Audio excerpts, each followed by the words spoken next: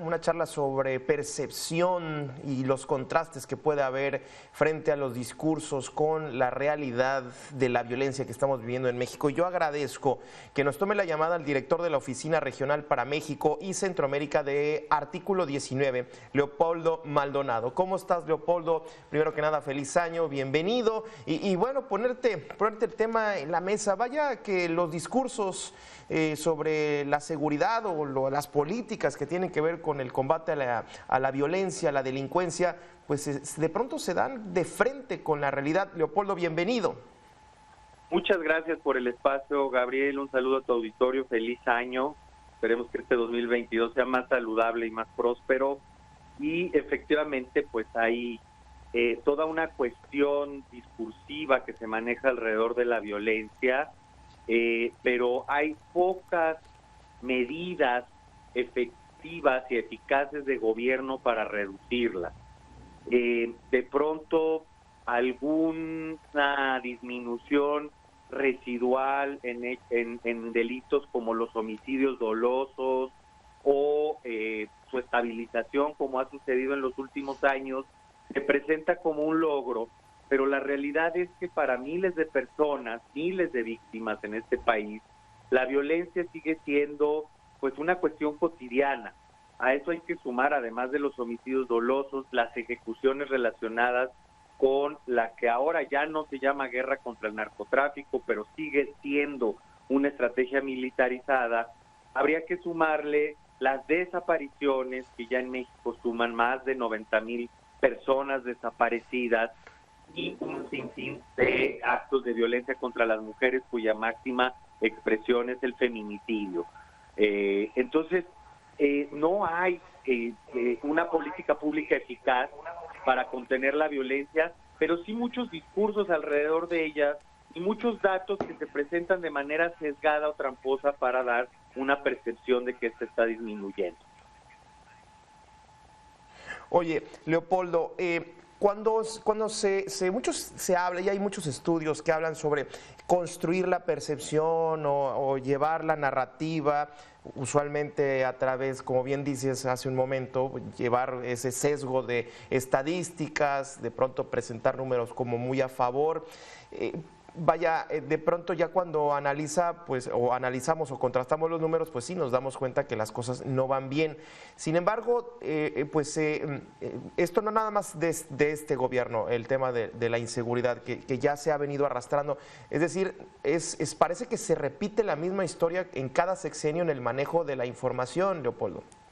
Así es, se maneja la misma historia y lo más trágico, Gabriel, es que se mantiene la impunidad, que es el principal aliciente para que la violencia se perpetre y se perpetúe.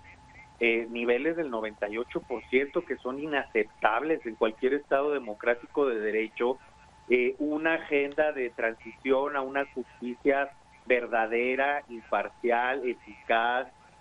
Por ejemplo, en el caso de la transformación de PGR, de la Procuraduría General de la República a la Fiscalía General de la República, pues ha sido sumamente decepcionante.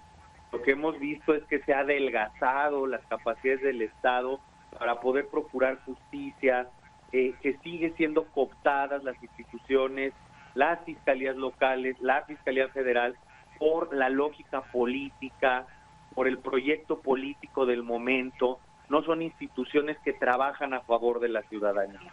Un botón de muestra, que es nuestra especialidad, Gabriel, y para el auditorio, bueno, es lo que pasa con los periodistas, ¿no? En artículo 19 registramos una agresión cada 12 horas contra la prensa. Es el país más violento, más letal, es decir, donde más matan periodistas a nivel global, incluso por encima de países que están hoy en guerra. La impunidad es del 98% en los crímenes contra la prensa, que no es muy distinto a la impunidad general del resto de los crímenes. Entonces, eso es un aliciente.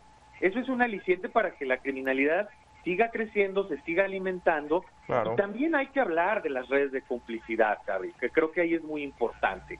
Que el crimen organizado o la criminalidad común incluso no actúan por separado de las autoridades.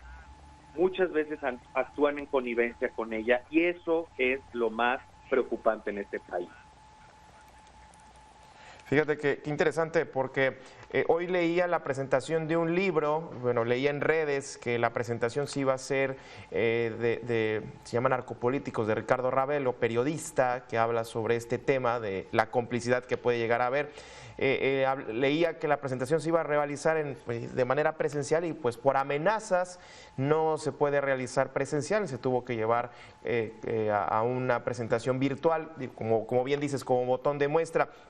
Ahora, frente a esta realidad que pones, una agresión cada 12 horas contra periodistas, porque al final de cuentas quienes nos tienen que contar, quienes tenemos que contar esa realidad que no se ve reflejada en los discursos, pues somos los periodistas. Hay muchos que sí se están arriesgando todos los días para poder llevar a cabo estas jornadas o estas historias en ciudades, en estados de violencia de todos los días, como lo que hemos estado viendo aquí en Mega Noticias.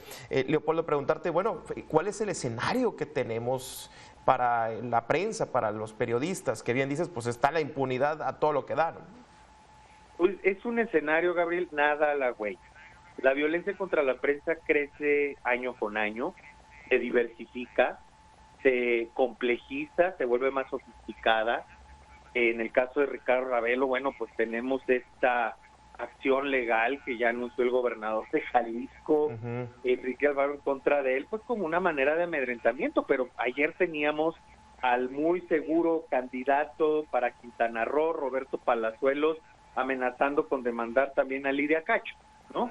Quien además está fuera del país porque ha sido perseguida, torturada incluso hace 15 años por sus investigaciones de las redes de pederastia en el país, que por cierto siguen sin ser desmontadas esas redes de pornografía infantil y pederastia. Pero bueno, es eso, justo lo que dices, lo que se trata de imponer es el silencio.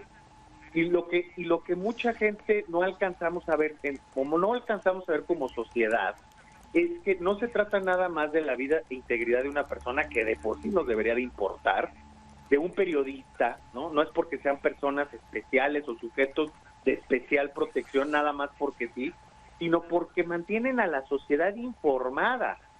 Y lo que hemos visto es este fenómeno de zonas silenciadas, donde ya no se reportan hechos de criminalidad, ni de corrupción, ni de conflictos socioambientales. Tamaulipas es uno de ellos, pero el silencio se está extendiendo, por ejemplo, a la Sierra Tarahumara de Chihuahua, donde Miroslava Brecht, asesinada en 2017, reportaba sobre la narcopolítica, y su compañera Patti Mayorga tuvo que salir del país. Es decir, las comunidades, las regiones, los estados, el país, tiende a quedarse sin esos ojos, esos oídos, esas voces que están hablando y nos están informando para garantizar nuestro derecho a la información y que exijamos como ciudadanía un cambio radical en el manejo de la seguridad y de la justicia y de muchos otros rubros como el combate a la corrupción, la economía y un largo etcétera. Ya. Retomando lo que dices de la zona silenciada, pues esto ya es la mano de la violencia tomando físicamente las zonas. Ahora, en este sexenio y en el sexenio pasado, no hablar de la violencia o no destacarle como lo hizo Felipe Calderón en su sexenio, pues es como en cierta manera una parte de la estrategia en el manejo de toda la política pública de seguridad. Pues no hablo o medio hablo bien y en mis términos y ya como que hago que estoy haciendo. Este manejo de información, al presidente de la República le sale muy bien el discurso, la plaza pública, crear realidades y percepciones. Frente a este escenario que tenemos, frente al escenario que bien comentas sobre impunidad, las zonas silenciadas, cuando se califica al presidente, pues se habla de que está muy bien aceptado, pero ya cuando se habla de sus políticas públicas, pues vemos que las cosas son muy, muy distintas. Ahora, estas digamos, distintas ecuaciones para este 2022, hablando de realidad contra discurso y percepción pública, ¿cómo ves que se viene este año, Leopoldo? Muy, muy complejo, ¿no? Muy complejo, porque además, Gabriel, viene periodo electoral, 6 gubernaturas, en este pues intento de Morena, y que de seguro lo va a lograr, de avasallar y de seguir acumulando gobiernos estatales. El año pasado, pues elecciones intermedias federales y estatales también, en donde pues también cundió la violencia, donde hubo, por ejemplo, otra vez volviendo al caso de periodistas, pues más de 100 agresiones contra periodistas en la cobertura electoral, ¿no? Eso nos da un termómetro de lo que pasó. También crímenes políticos, ¿no? México encabezando las listas de más políticos asesinados, y el periodo electoral el año pasado, si mal no recuerdo, fueron 80, alrededor de 80 militantes, candidatos, integrantes de partidos asesinados. Porque cuando viene la reconfiguración del poder a nivel local, viene ese reposicionamiento de los grupos criminales locales que quieren mostrar fuerza para negociar o para imponerse frente a los nuevos proyectos políticos que van a ascender al poder. Entonces, siempre hay que tomar en cuenta que la criminalidad opera también en clave política y en los contextos políticos se recrudece. Entonces, no pinta nada bien, sobre todo en los estados donde va a haber elecciones, por ejemplo, Quintana Roo, que está azotada por la guerra entre 5 cárteles que se disputan la plaza. Pues bueno, seguramente esto se seguirá recrudeciendo.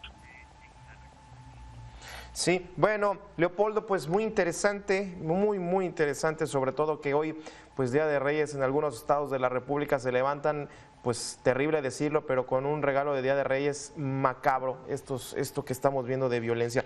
Muchísimas gracias, Leopoldo Maldonado, director de la Oficina Regional para México y Centroamérica de Artículo 19. Como siempre, gracias. Muchas gracias a ustedes, un abrazo.